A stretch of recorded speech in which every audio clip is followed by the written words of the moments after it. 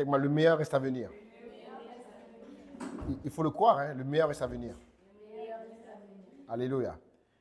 Alors aujourd'hui, j'enseigne. Alors, on va commencer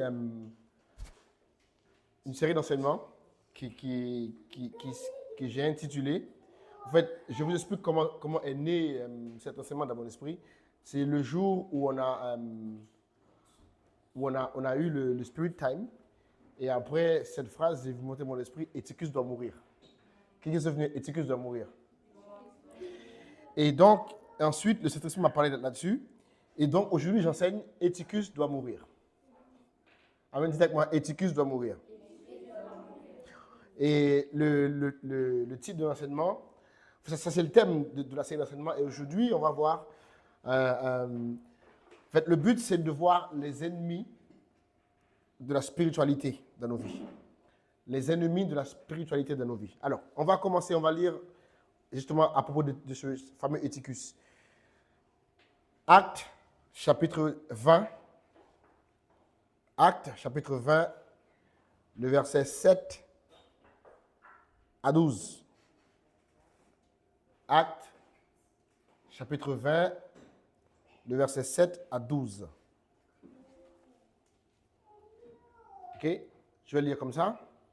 Il dit, le premier jour de la semaine, nous étions tous réunis pour rompre le pain.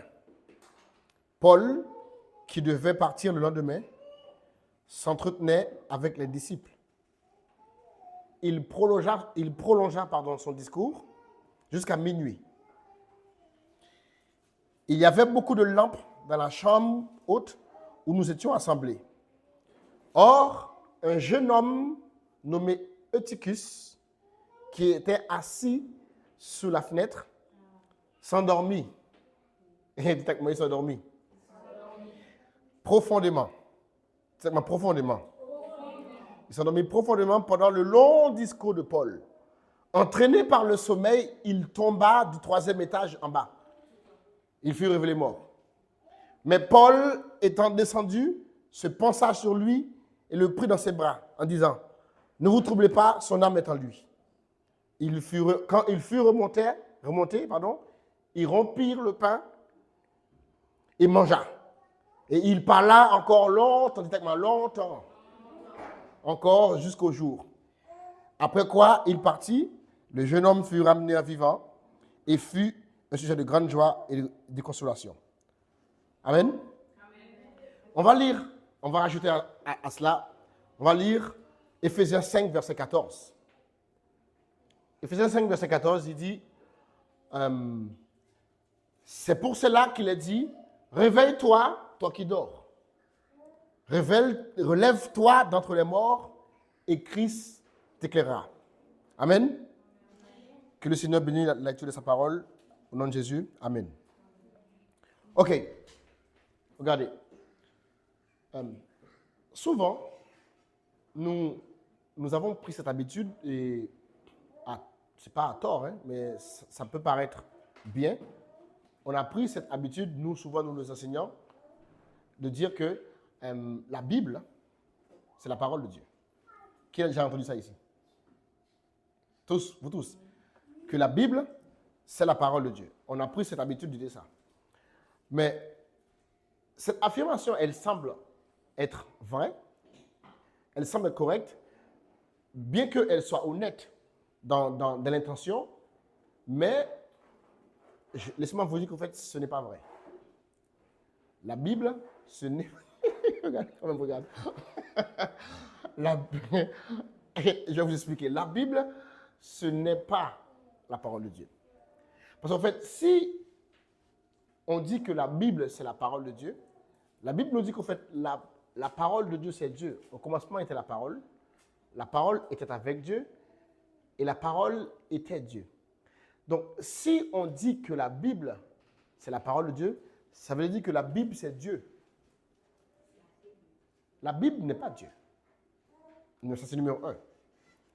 Numéro 2, si nous disons que la Bible, c'est la parole de Dieu, qu'est-ce que tu fais de la parole que le Saint-Esprit te dit personnellement quand tu pries?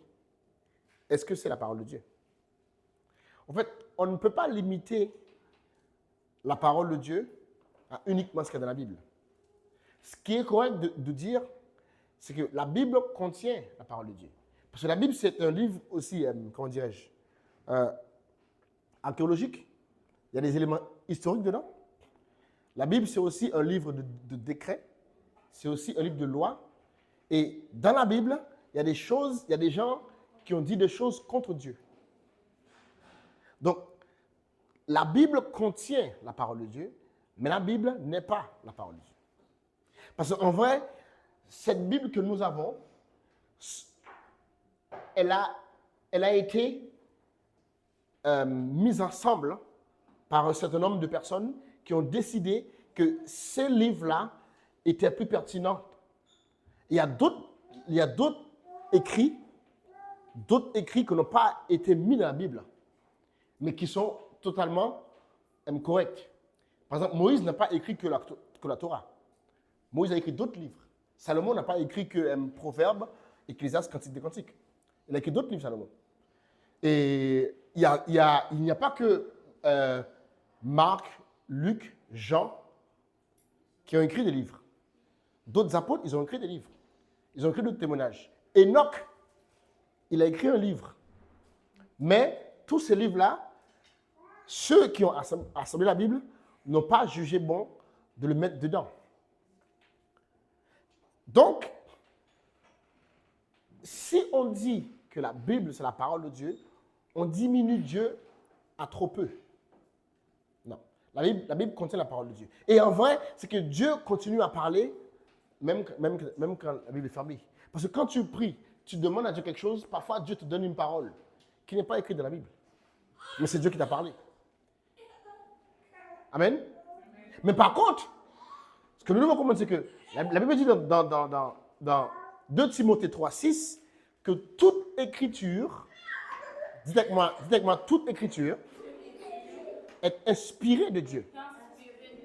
Ok? Donc, ce qu'il y a dans la Bible est inspiré de Dieu et elle peut servir à nous édifier, à nous convaincre, à nous enseigner. Donc, la Bible dit que c'est poussé par l'Esprit que les hommes ont parlé de la part de Dieu. Donc, il y a un esprit, comprenez-moi, écoutez-moi, regardez-moi. Il y a un esprit derrière la Bible. Je vais arrêter de dire regardez-moi parce que ça vous fout marrer. Il y a un esprit derrière la Bible et cet esprit, c'est Dieu. Il y a un esprit qui a inspiré les gens à écrire la Bible et cet esprit, c'est l'esprit de Dieu. Donc, si tu veux étudier la Bible, tu dois étudier la Bible avec l'assistance de cet esprit parce que c'est lui qui l'a inspiré. OK? Tu ne pourras jamais comprendre la Bible si tu lis la Bible de façon sans assistance. En fait, l'auteur de la Bible, c'est le Saint-Esprit. OK?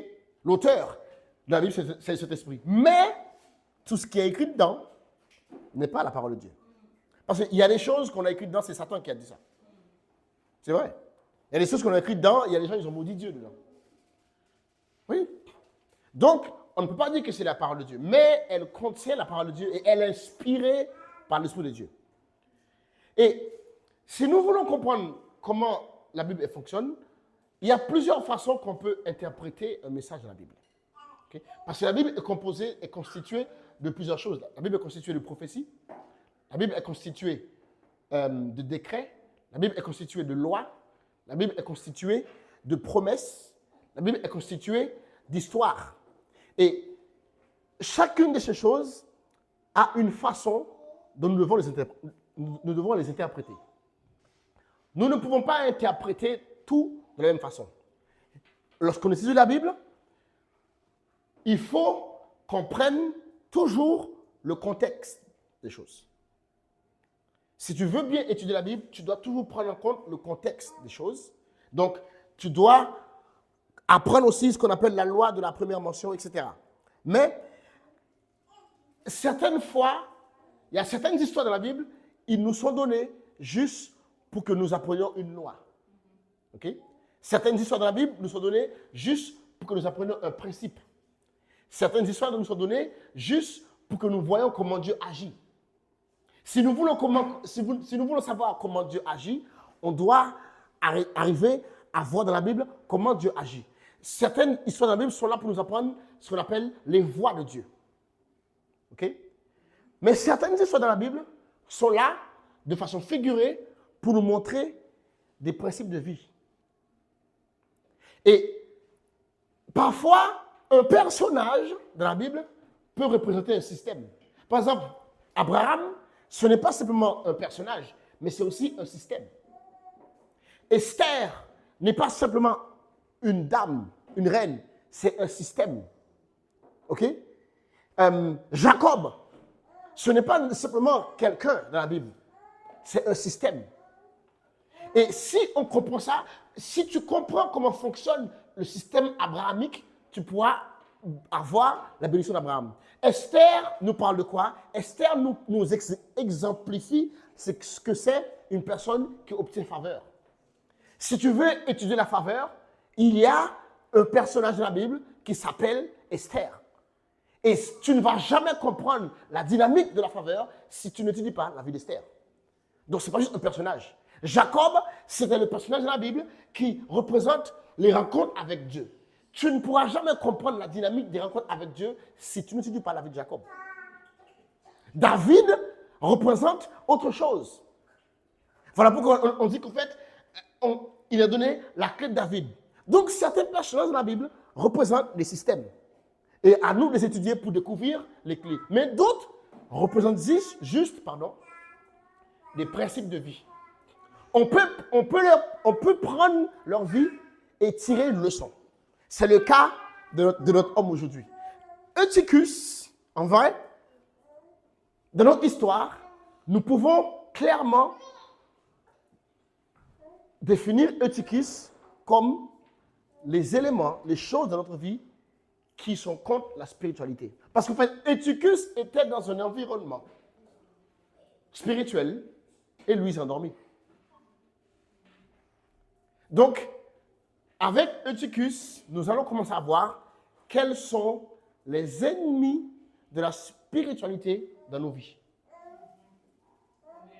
Okay? Nous allons voir quels sont les ennemis de la spiritualité dans nos vies. Donc, aujourd'hui, on va voir un.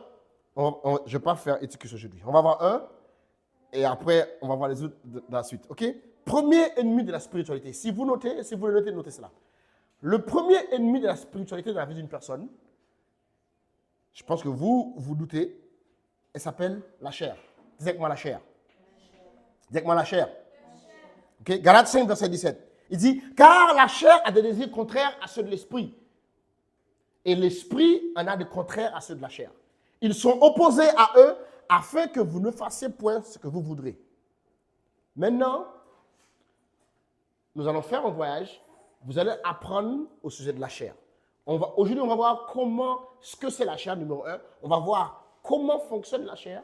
Et ensuite, on va voir comment neutraliser la chair. Parce que si vous ne neutralisez pas la chair, votre vie spirituelle ne sera jamais forte. La chair, c'est le premier ennemi de la spiritualité. Regardez, Jésus a dit à ses disciples, veillez et priez. Parce que quoi? La chair est faible.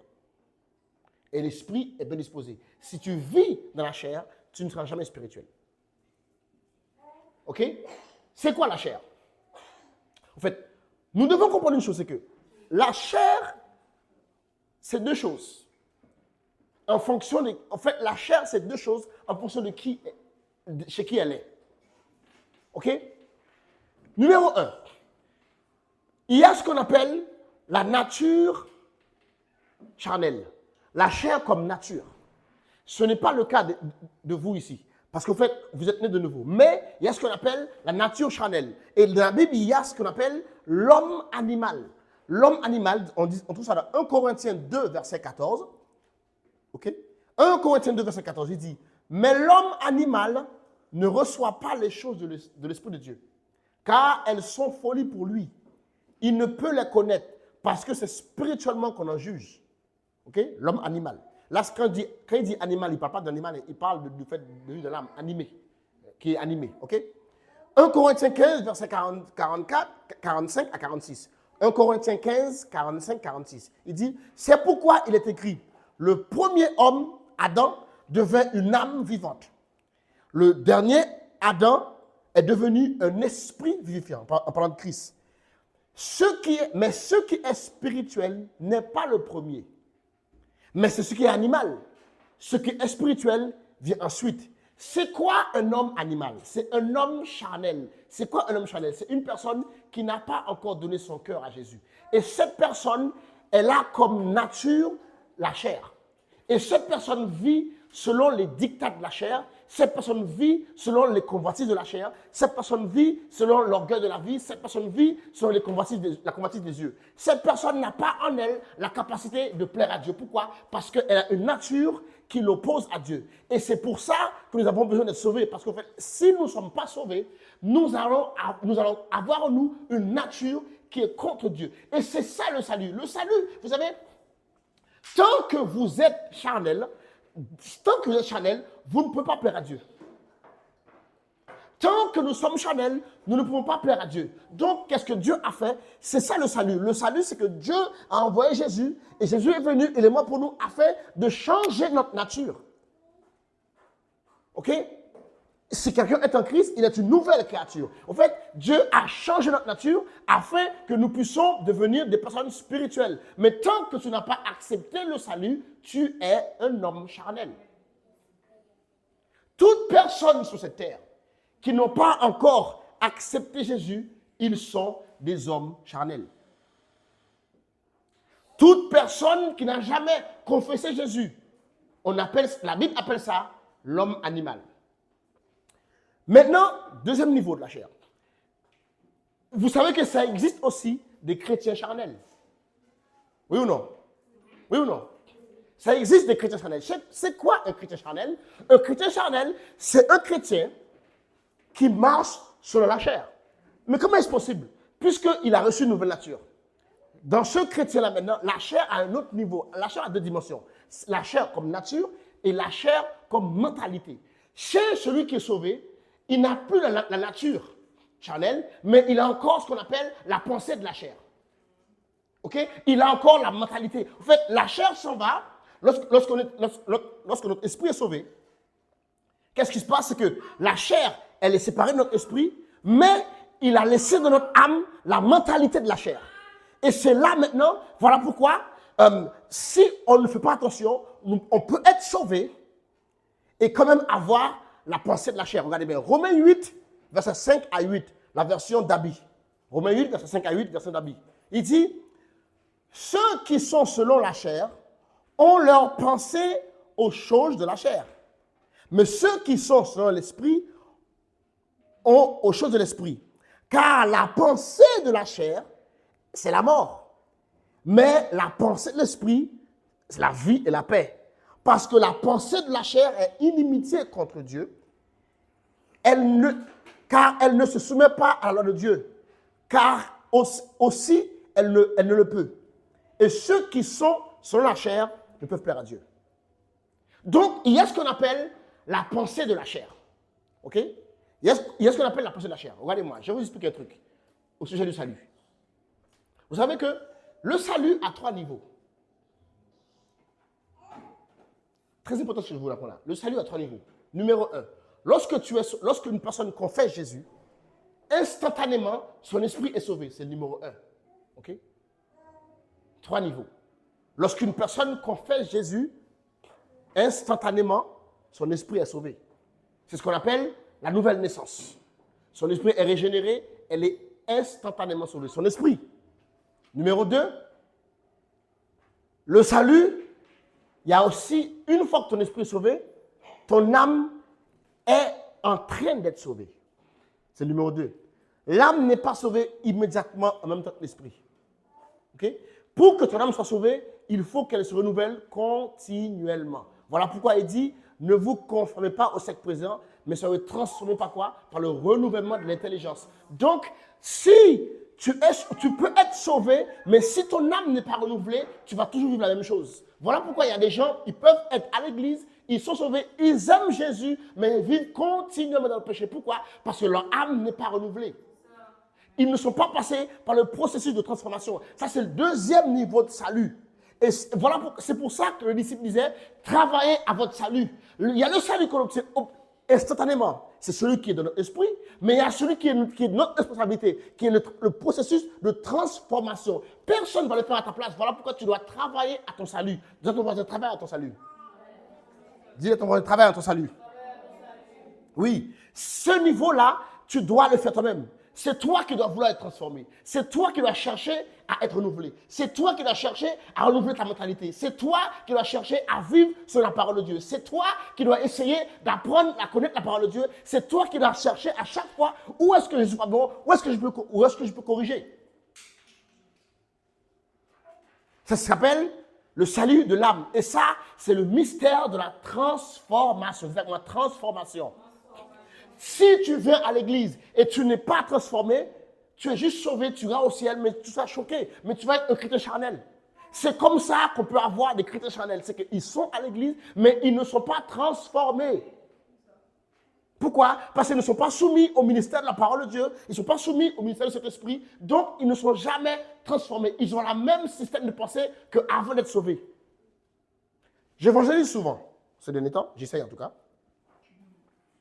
Et un jour, j'ai rencontré un jeune homme. Il m'a dit, le monsieur, il connaissait tout. Il connaissait tout. Je lui ai fait le plan du salut. Il m'a même dit les versets. Pourtant, il fumait. Hein. Je lui parlais de Jésus. Et il m'a même dit comment on fait pour être sauvé. J'ai dit, certainement, tu as été enseigné. J'ai dit, c'est impossible. Il m'a regardé, il a secoué sa tête. Mais j'ai dit, est-ce que tu veux accepter Jésus? Il a dit, oui, j'ai déjà accepté Jésus. Et je ne peux pas nier que c'est vrai. Parce que s'il n'avait pas accepté Jésus, il n'aurait pas su tout ça. Je ne peux pas nier que c'est vrai. Donc, qu'est-ce que je fais? Donc, je lui dis, mais tu sais quoi? Tu as peut-être accepté Jésus, mais tu n'as jamais expérimenté la vie nouvelle. Il m'a dit, oh, c'est quoi ça? Je dis, voilà. J'ai dit, parce qu'on t'a appris que accepter Jésus, ça suffit. Donc, tu as Jésus dans ton cœur, mais tu fumes. Tu as Jésus dans ton cœur, tu bois de l'alcool. Pourquoi? Est-ce qu'elle est sauvée? Oui, elle est sauvée. C'est pas ça qu'elle est sauvée. La Bible dit, si tu confesses de ta bouche le Seigneur Jésus, tu seras sauvé. Il n'a pas dit si tu arrêtes de fumer. Après, je n'ai pas dit que fumer, c'est bien. Il faut prendre le contexte. Il n'a pas dit si tu arrêtes de fumer. Il a dit si tu confesses de ta bouche le Seigneur Jésus. Mais ensuite, il faut que ton âme passe par un processus de transformation. C'est là ce qu'on appelle la vie nouvelle. Et c'est là que beaucoup de gens s'arrêtent. Beaucoup de gens s'arrêtent au salut de l'esprit. Et ils n'expérimentent jamais la vie nouvelle. Et troisième niveau de salut, c'est le salut du corps. Le corps ne peut pas être sauvé, croyez-moi. Vous savez, votre corps là, il va mourir, il va aller dans la terre. Le seul moyen que le corps peut être sauvé, c'est lorsque le corps va revêtir l'immortalité.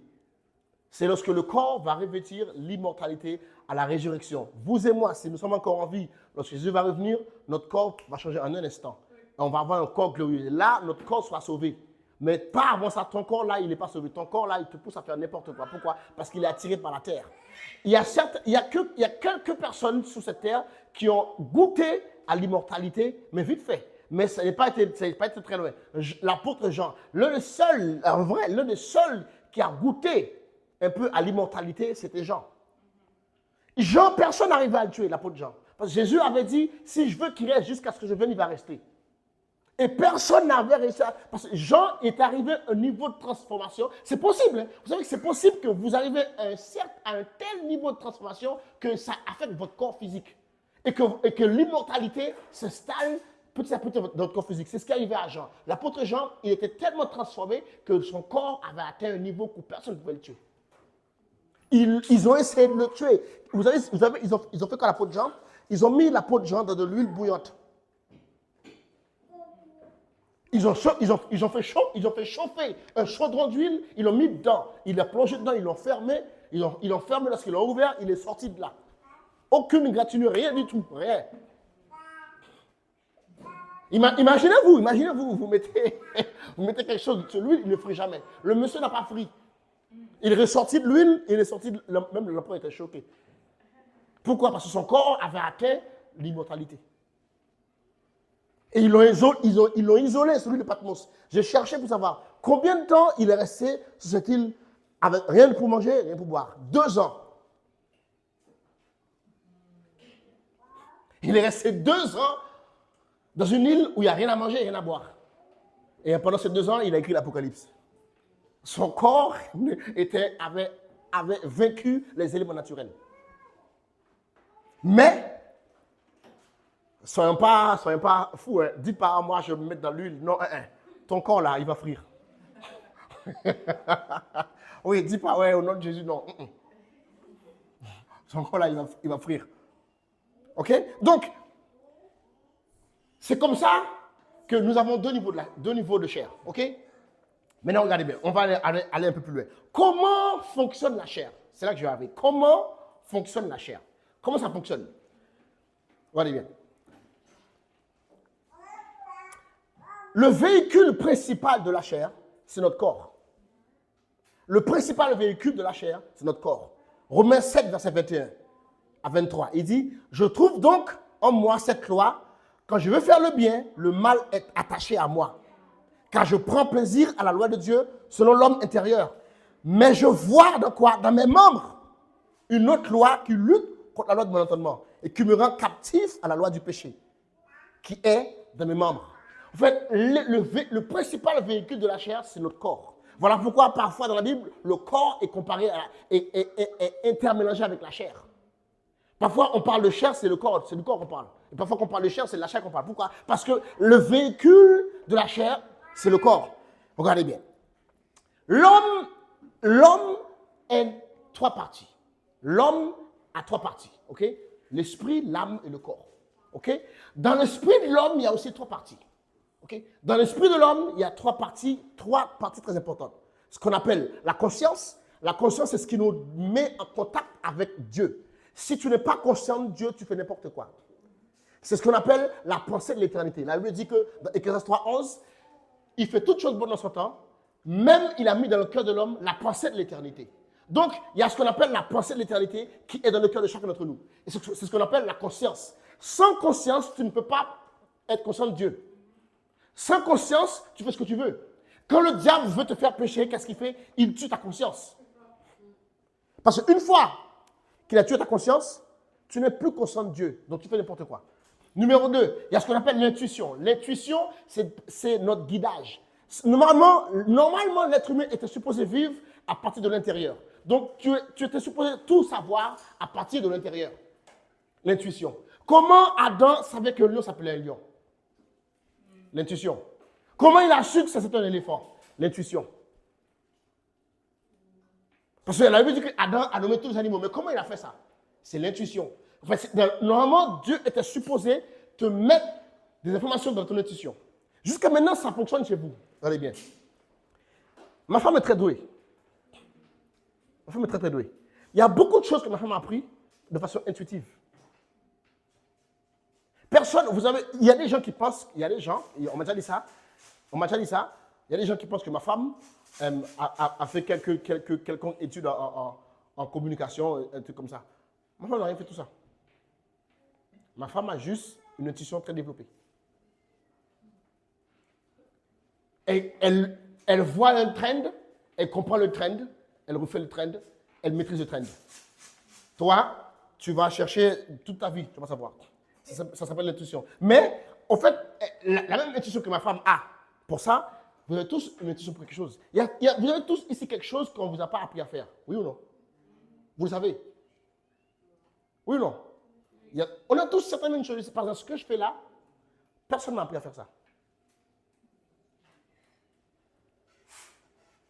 On ne m'a jamais appris à enseigner. Croyez-moi, on m'a jamais fait. Je n'ai jamais assisté à une classe pour ça. C'est intuitif, je sais le faire. Numéro 3. Dans l'esprit, il y a la communion. C'est très important ce que je vous dis. Je vais vous montrer un truc. Et c'est le moyen que nous avons pour communier avec Dieu. Mais qu'est-ce que fait la chair? Comment fonctionne la chair? La chair fonctionne en neutralisant notre esprit. OK? Et comment ça fonctionne? C'est qu'avec la convoitise, elle neutralise notre esprit. Et lorsqu'elle neutralise notre esprit, nous vivons uniquement à partir de notre âme. Et parce qu'elle a mis son emprise sur notre âme. La chair a mis l'emprise sur notre âme. Mais pour ça, elle a besoin de neutraliser l'esprit. Comment elle a neutralisé l'esprit? C'est qu'elle a neutralisé les 3 fonctions de l'esprit. OK? Avec la convoitise de la chair, dans le corps, la conscience de l'homme n'a plus la conscience de Dieu. À cause de la convoitise de la chair, l'homme n'a plus la conscience de Dieu. À cause de la convoitise des yeux, l'homme ne vit plus avec son intuition. OK? Et à cause de l'orgueil de la vie, l'homme n'a plus de communion avec Dieu. Donc, avec ces trois fonctions, la convoitise de la chair, la convoitise des yeux, l'orgueil de la vie, la chair a neutralisé notre esprit. Parce que l'esprit fonctionne lorsqu'on est connecté avec Dieu.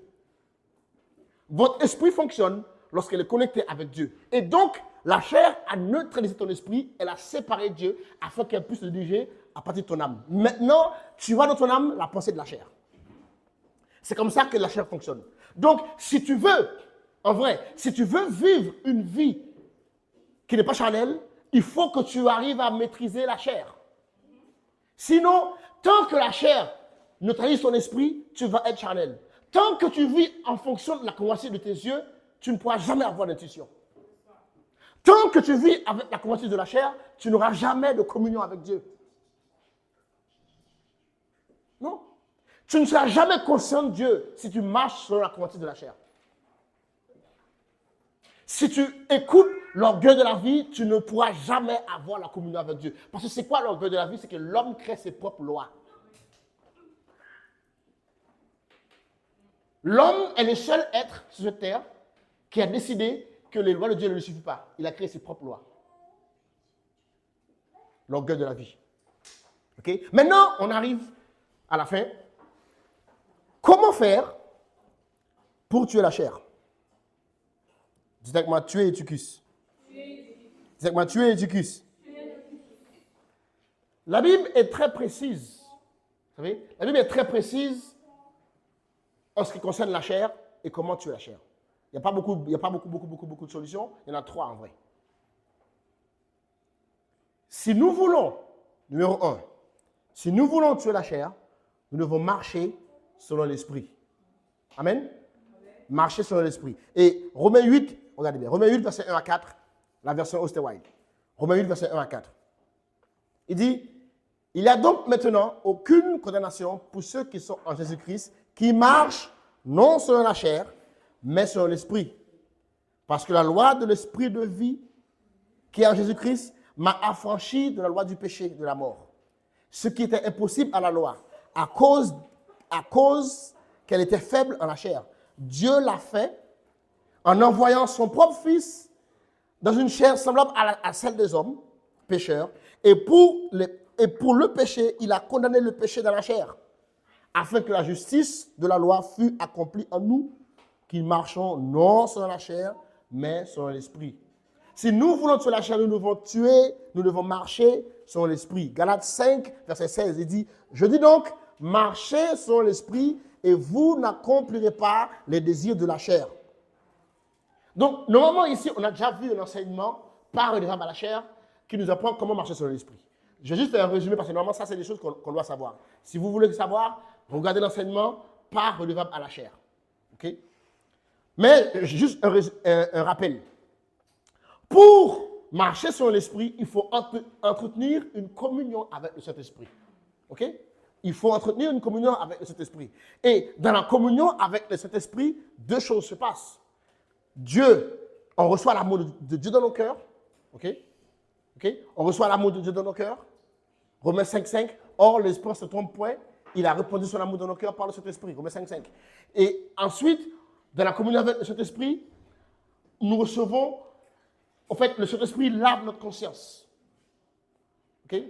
Donc, si nous voulons marcher sur l'Esprit, nous devons avoir une communion avec le Saint-Esprit. Et dans la communion avec le Saint-Esprit, Dieu met son amour dans nos cœurs. Et numéro 2, il lave notre conscience.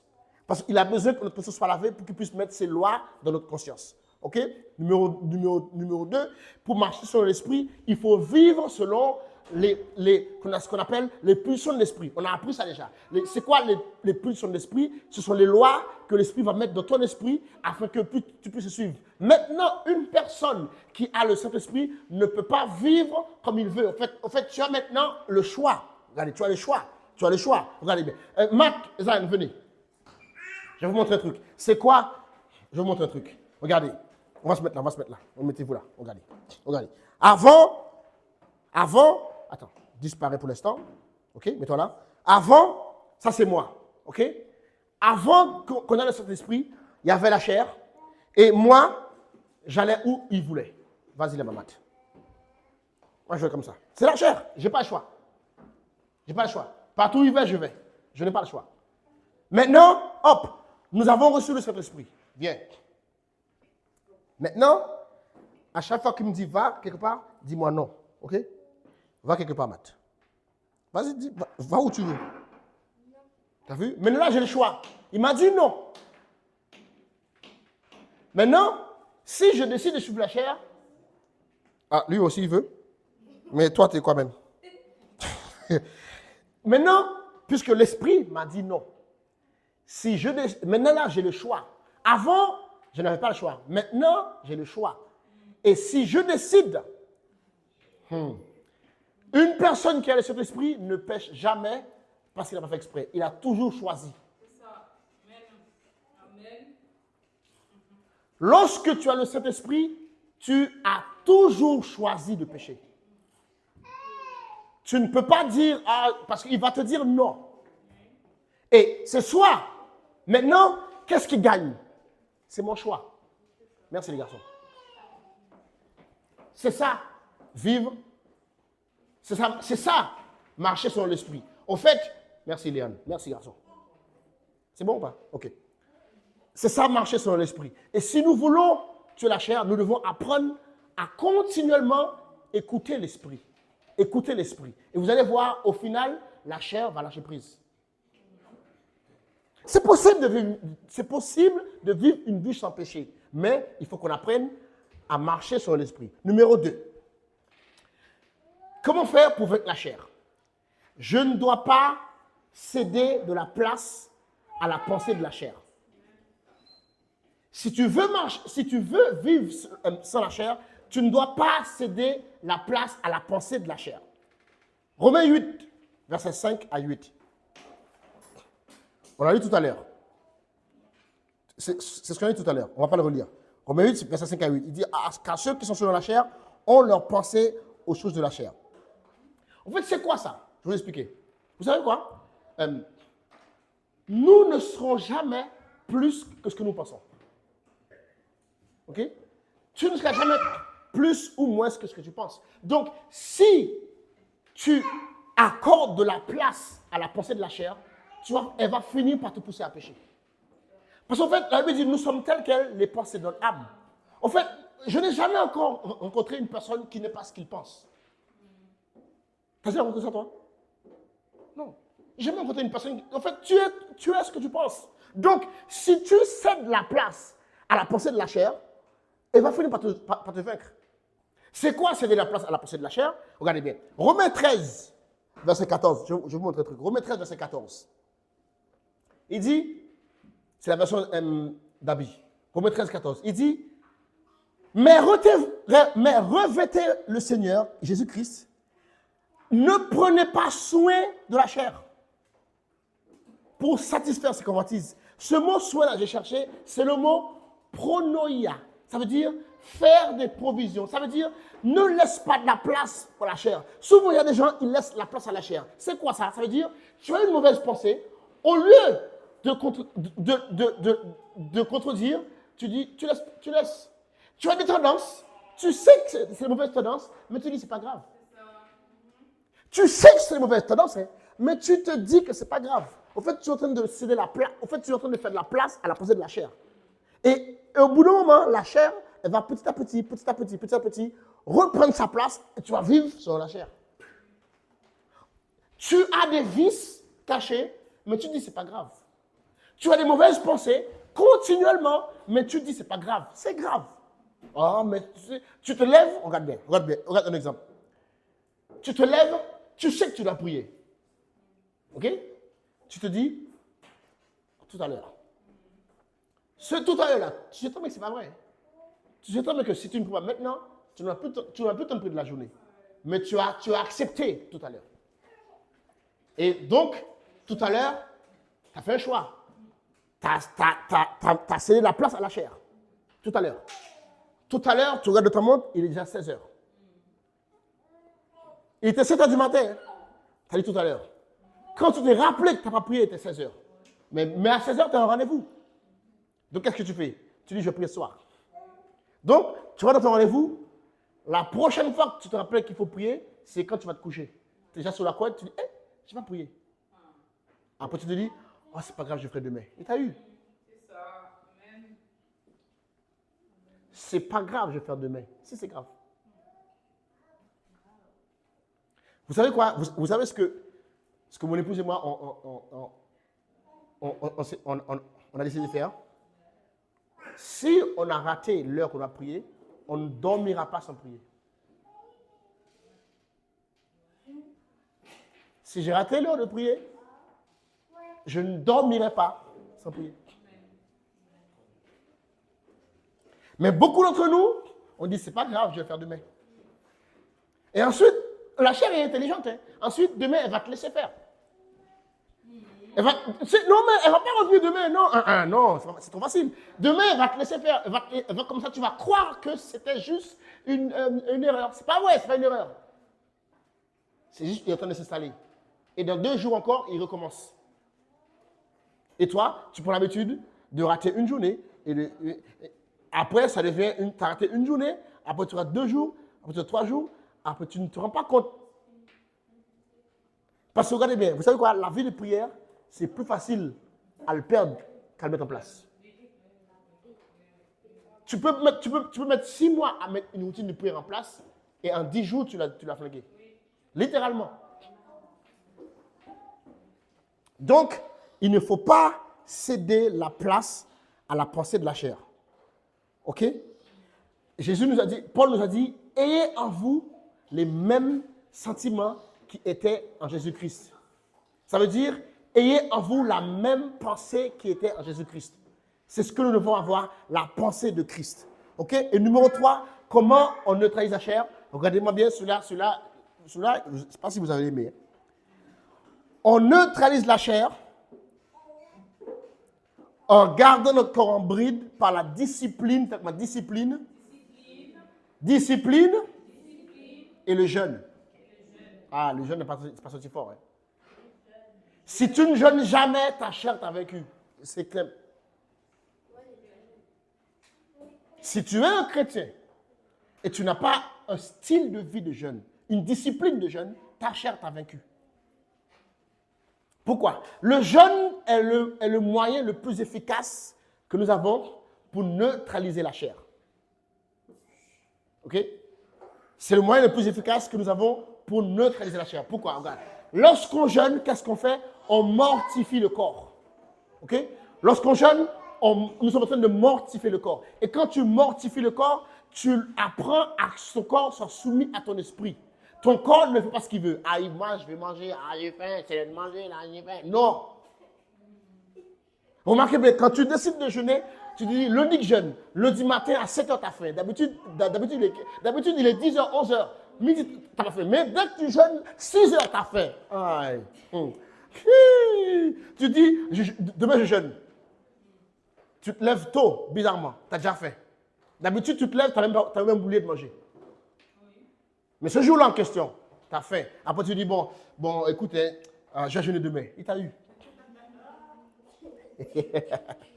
Ou bien, qui ça m'est déjà arrivé? Ça m'est déjà arrivé. J'ai décidé de jeûner, j'arrive, je me lève le matin, je prends mon petit déjeuner. Mais tu prends une bouchée, mais en fait, je jeûne. C'est fini. La chair. Et quand tu n'as pas une discipline de jeûne, la chair va te vaincre. Parce que son véhicule principal, c'est le corps. Donc, si tu arrives à neutraliser le corps, tu neutralises son véhicule. C'est simple. Mais comme on n'est pas discipliné, il faut être discipliné. Le jeûne doit être une discipline. Un chrétien qui est mature, vous savez, vous êtes mature quand personne ne vous dit de jeûner. Si tu as besoin qu'on te dise jeûne, tu n'es pas encore mature. Regardez ce que Jésus disait aussi de la discipline. En fait, c'est quoi la discipline? La discipline, c'est mettre des barrières à son corps.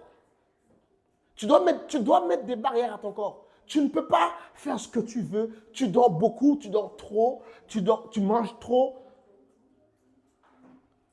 C'est quoi ça? Tu dors, tu parles trop. Aïe! Mais manger trop, parler trop, dormir trop, tu seras pauvre. La chair va te vaincre. Tu regardes tout et n'importe quoi. Il faut mettre des brides. Un jour, le Saint-Esprit m'a dit, si tu n'arrêtes pas de manger et dormir, il m'a dit, le destin que tu vas accomplir là, si tu n'arrêtes pas de manger et dormir. Pourtant, est-ce que manger et dormir, c'est pas bon? C'est bon. Mais trop dormir. On nous a appris que, ouais, un homme lambda dort 7 heures par nuit. Hey! Continue de dormir 7 heures. La même personne qui a écrit ça, lui, il dort 3 heures par nuit. Hein. Il ne t'a pas dit. Les mêmes gens qui ont écrit ça là. Vous savez quoi? Notre président actuel, ils ont scruté sa vie. Ils ont remarqué l'une de ses plus grandes forces, c'est qu'il arrive à rester longtemps sans dormir. C'est une de ses plus grandes forces. S'il doit travailler, il peut rester longtemps sans dormir. Il peut passer des nuits à 2 heures de sommeil, ça le suffit. Il est en pleine forme. Mais nous, on nous dit, les gros dormeurs, pour les femmes, les gros dormeurs, c'est 12 heures. Hey! Dors 12 heures. Ouais, pour les hommes, c'est 7 ou 9. Hey! Les femmes, c'est 9 ou 12. Qui dort 12 heures ici? Tu dors 12 heures? Si tu dors 12 heures, tu seras pauvre. Le sommeil va te tuer. Un jour, j'ai écouté un truc. Écoute-moi bien. Si tu dors 7 heures par jour, 7 heures par jour, arrivé à 24 ans, je crois, tu as déjà dormi? Non. Tu as déjà dormi 7 ans de ta vie.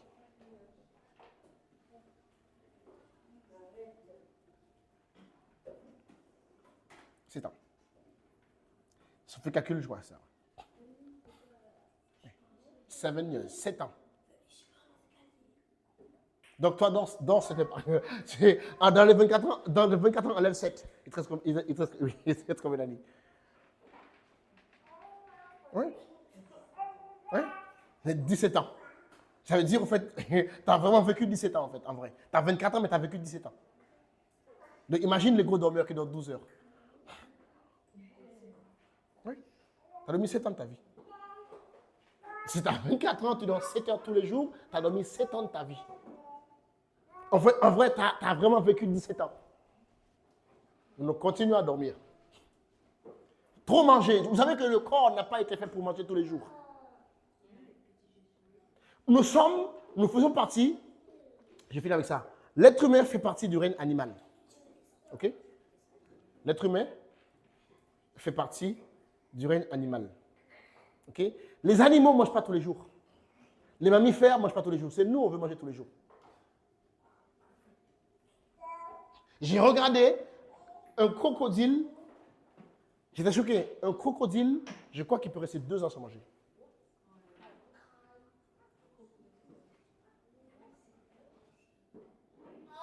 Si je ne me trompe pas. Je me souviens, j'avais un truc comme ça. Il peut rester, un crocodile, c'est 2 ans.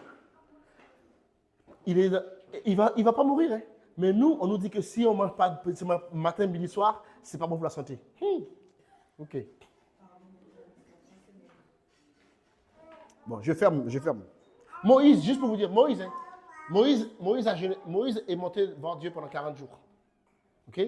Il n'a pas bu, il n'a pas mangé pendant 40 jours. Le crocodile, c'est 1 an. Ma femme m'a corrigé. C'est 1 an. Le crocodile, il reste 1 an sans manger. Moïse, il est monté voir Dieu pendant 40 jours. On a donné les tables de la loi, etc. Il est descendu, écoute-moi bien, il est descendu, il a vu que le peuple d'Israël a péché, il s'est énervé, il a cassé les tables de la loi. Et après, Dieu lui dit, remonte dans la montagne. Et demain, remonte. Il a passé encore 40 jours là-bas. 80 jours.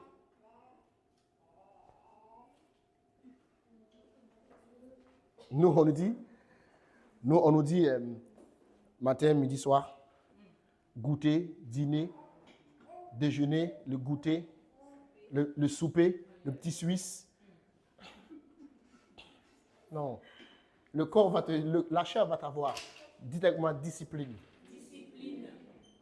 Si nous voulons avoir une vie spirituelle forte, nous devons, numéro 1, neutraliser la chair.